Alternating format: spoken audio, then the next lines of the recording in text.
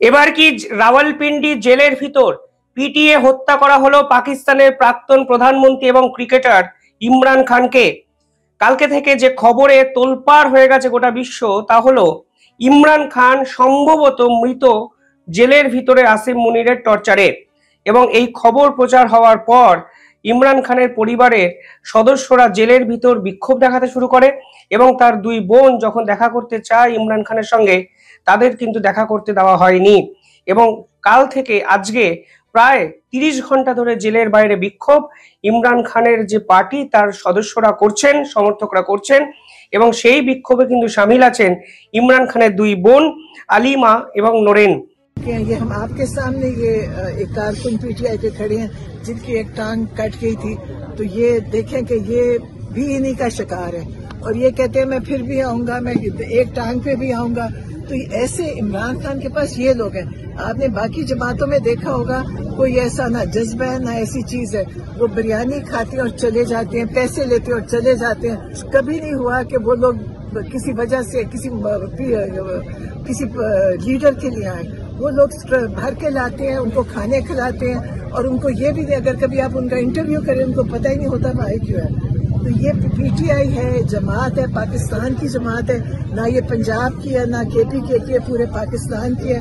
और इमरान खान पूरे पाकिस्तान के लिए खड़े हैं और पूरा पाकिस्तान की आवाम इमरान खान के साथ खड़े हैं। এই পুরো জল্পনাটি প্রকাশ্যে আসে আফগানিস্তানের মিডিয়ার মাধ্যমে। আফগানিস্তানের মিডিয়ার পক্ষ থেকে দাবি করা হয়েছে যে জেলের ভিতর, মানে রাওয়ালপিন্ডি যে জেল, আদিয়ালা জেল, তার অত্যন্ত ক্রেডেন্সিয়াল এক সোর্স মারফত তারা জানতে পেরেছে যে ইমরান খানকে কালকে পিটিয়ে হত্যা করা হয়েছে। এবং এর জন্য পাকিস্তান সেনা সদস্যরাই দায়ী, কারণ দিনের পর দিন 2023 সাল থেকে বিনা বিচারে ইমরান খানকে জেলে শুধু আটকে রাখা হয়েছে তা নয়, তাকে কিন্তু নির্মমভাবে অত্যাচার সহ্য করতে হয়েছে।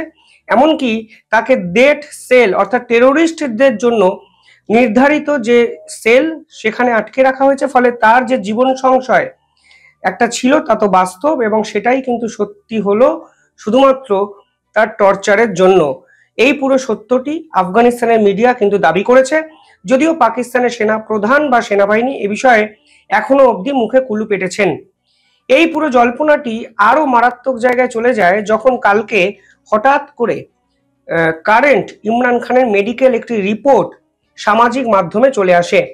জেলের এক অত্যন্ত ঘনিষ্ঠ সোর্স মারফত এই রিপোর্ট প্রকাশ্যে এসছে, যেখানে বলা হয়েছে যে শেষ অবস্থায় ইমরান খানকে টর্চার করা হয়েছে, তার একাধিক অঙ্গ প্রত্যঙ্গ রীতিমতো বিকল করে দেওয়ার একটা প্রচেষ্টা জেলের ভিতরে কিন্তু করা হয়েছে। একটি মেডিকেল রিপোর্ট যা আমি রিসার্চ করে জোগাড় করেছি আপনাদের স্ক্রিনে দেখাচ্ছি, দেখুন। সেখানে বলা হয়েছে কালকে জেলের যে সেল আছে, ডেড সেল, যেখানে জঙ্গিদের প্রাথমিকভাবে রাখা হয়, সেখানে ইমরান খানকে রাখা হয়েছিল। সেখান থেকে যখন প্রায় মৃতপ্রায় ইমরান খানকে একটি সেল থেকে বের করে হসপিটালে ট্রান্সফার করা হয়, তখন কিন্তু কোনো অফিসার ছিলেন না, শুধুমাত্র 6 জন ইউনিফর্মের পরা গার্ড ইমরান খানকে নিয়ে যান।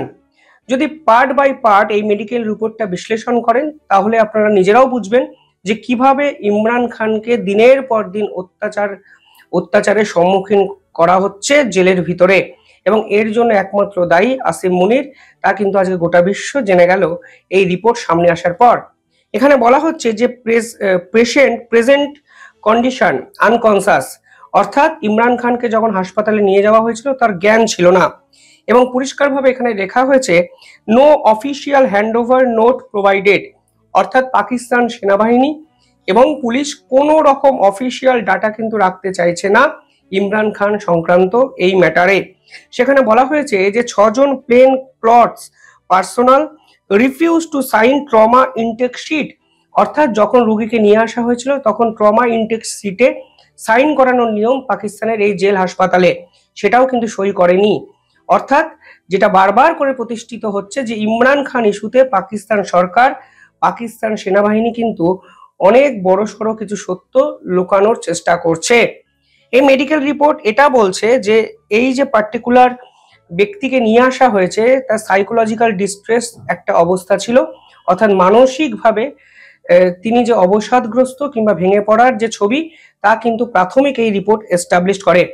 কোথায় কোথায় ইনজুরি ছিল ইমরান খানের।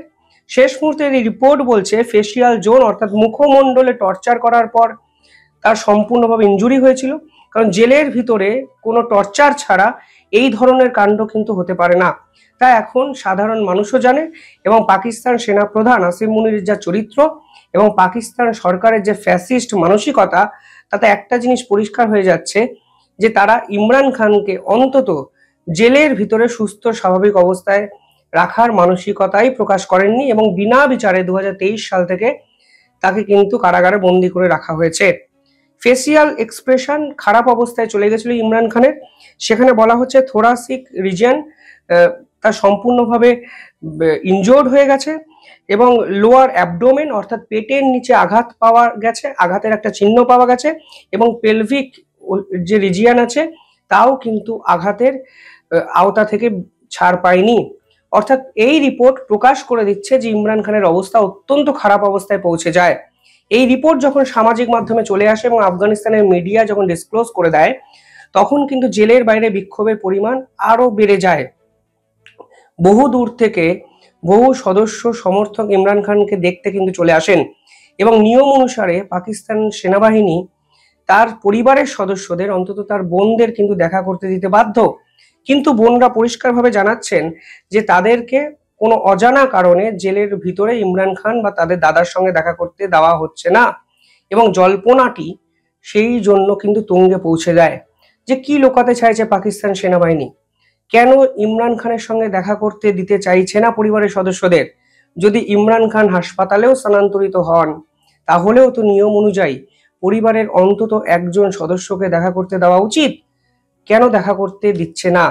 তাহলে কি সত্যি ইমরান খান মৃত?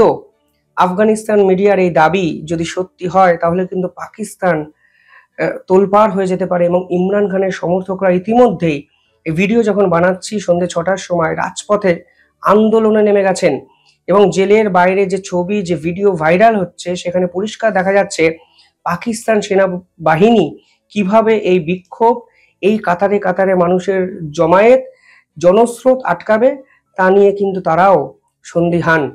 এবং একটা কিছু হয়েছে তা তো পরিষ্কার বোঝা যাচ্ছে, নয় ইমরান খান প্রায় মৃতপ্রায় অবস্থায় হাসপাতালে বন্দী এই রিপোর্ট যদি সত্যি হয়, নয় ইমরান খান পুরোপুরি মৃত আফগানিস্তানের মিডিয়া অনুসারে। দেখুন, পাকিস্তান সেনাবাহিনীর অবস্থা এতটাই খারাপ যে তারা দেশ বিদেশ থেকে সমস্ত জায়গায় হিউমিলেট হচ্ছেন। এই হিউমিলেশন এত খারাপ জায়গায় চলে গেছে যে আজকে পাকিস্তান সরকার তো তাদের প্রতি ভরসা রাখছে না, পাকিস্তানের সাধারণ মানুষও তাদের ভিতর বিক্ষোভে কিন্তু রাস্তায় নেমে গেল।